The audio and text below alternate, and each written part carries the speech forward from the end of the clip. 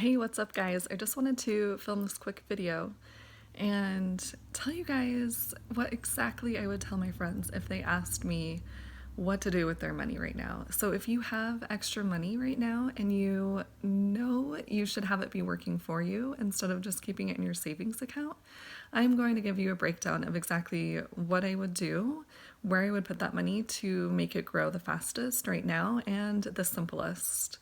So if I had, let's say, $10,000 in my savings right now, honestly, I would open up a brokerage account at Ally Invest. It's a free account and they do charge $4.95 for every order that you place.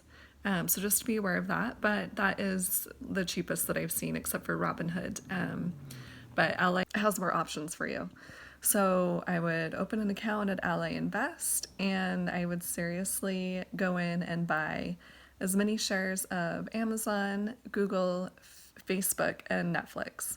I feel like those are all companies that are going to stick around for a while, especially Amazon and Google and Facebook.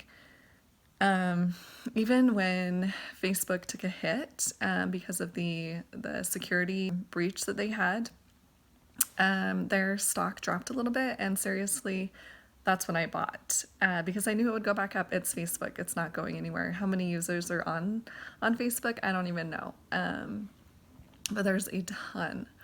So honestly, I would take my 10,000 and break it up just however I felt. Amazon is selling for about 1,600 right now, so maybe just a few shares of Amazon since that's expensive.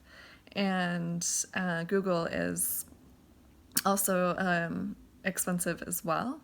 So maybe a few shares of that, and then a lot more of Facebook and Netflix.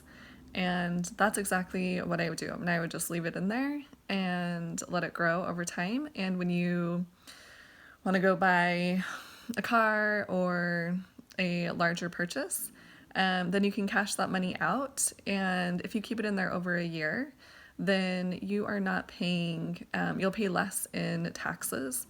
So make sure and just keep it in there for at least a year.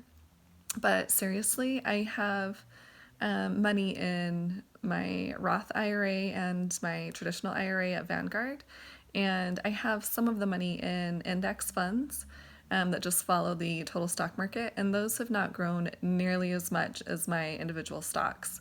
So seriously, that's what I would recommend.